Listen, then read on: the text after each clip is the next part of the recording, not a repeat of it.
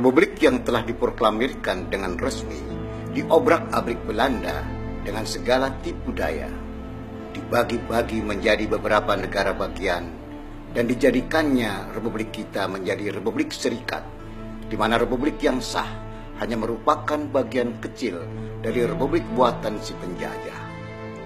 Belum lagi gangguan dari dalam sendiri akibat masuknya paham komunisme yang semakin merasuk, meracuni anak bangsa hingga semakin menambah suburnya Partai Komunis Indonesia (PKI) yang pada akhirnya mereka melakukan pemberontakan yang terkenal dengan nama peristiwa Madiun. Bangsa terpecah belah, porak-poranda, negara terbagi-bagi sebagai akibat dari perundingan konferensi meja bundar di Den Haag. Namun ada seorang negarawan yang arif dan bijaksana dapat menangkap keinginan dari apa yang sesungguhnya terpendam di lubuk hati setiap insan Indonesia.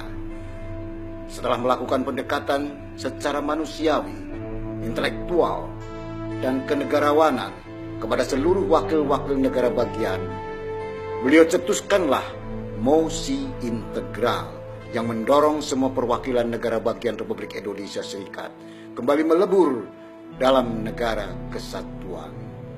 Maka pada tanggal 16 Agustus 1950 diproklamasikanlah Negara Kesatuan Republik Indonesia (NKRI).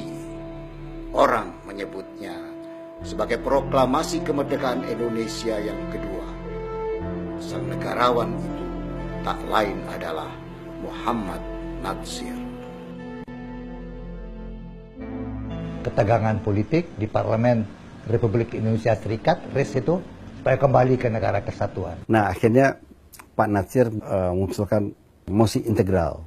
Semua meleburkan diri menjadi negara kesatuan Republik Indonesia. Siapa yang diminta oleh Presiden Soekarno sebagai formatur? Tiada lain tidak bukan Muhammad Natsir. Dalam buku sejarah, catatan tentang mosi integral ini tidak ada. Sehingga sangat sedikit orang yang tahu apa mosi integral. Kalau 100 tahun atau 1 abad Muhammad Natsir dilewatkan begitu saja tanpa mengenang pandangan-pandangan begitu, maka bangsa ini yang dirugikan. Saya mencatat salah satu yang dapat kita jadikan teladan dari Pak Natsir adalah sikap konstitusionalis beliau. Termasuk pun ketika beliau terlibat PRRI bersama Pak Saab, Pak Burhanuddin Harahap, beliau juga selalu melihat hal itu dalam kacamata konstitusi. Sekali waktu saya ketemu dengan Pak Natsir, Pak, kata Bung Hatta, Bapak dulu kesana Bung Karno ya?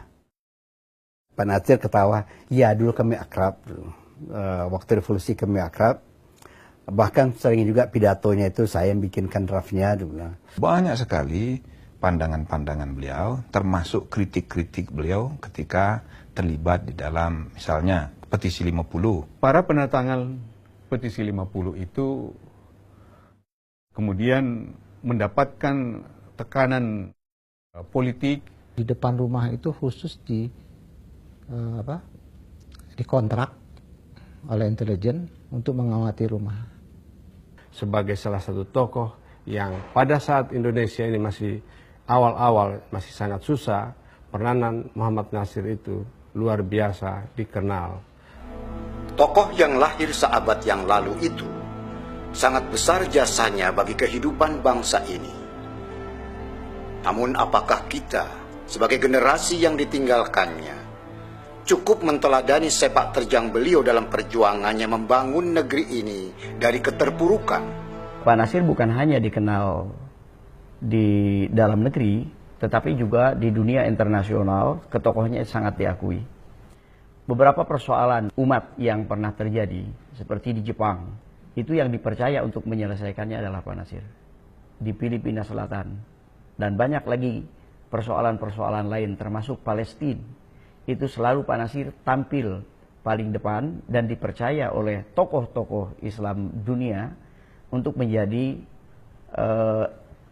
orang yang menyelesaikan persoalan-persoalan itu. Beliau itu adalah seorang guru bangsa, pendidik umat, mujahid dakwah, pejuang, politikus, negarawan. Banyak peranan beliau untuk kepentingan bangsa dan negara, dan tidak lupa bagaimana pemberdayaan generasi muda. Saya masih ingat betapa beliau memberikan perhatian kepada generasi muda dengan mendorong adanya misalnya pesantren mahasiswa ataupun kegiatan-kegiatan lain yang memberikan perhatian agar generasi muda Muslim ini terutama menjadi intelektual yang ulama, sehingga mereka itu tampil di tengah-tengah masyarakat dengan kemampuan-kemampuan ilmiah yang cukup tinggi dan juga kemampuan-kemampuan keagamaan yang cukup memadai juga. Peranan Pak almarhum Bapak Natsir itu sangat besar sekali di dalam mengembangkan dan memajukan pesantren kampus ini. Saya makin sadar bahwa beliau itu adalah salah satu dari pemimpin mungkin yang paling punya concern terhadap pengembangan sumber daya manusia Indonesia. Dibandingkan dengan tokoh-tokoh lain yang juga mendapat predikat sebagai pahlawan nasional, saya kira Pak Natsir itu sudah lebih daripada pantas untuk diberikan gelar itu. Demikianlah Muhammad Natsir, seorang ulama, negarawan, pemersatu bangsa, pahlawan bangsa, pribadi berakhlak mulia. Kita merindukan lahirnya Natsir-Natsir muda untuk masa depan Indonesia yang kita cintai bersama.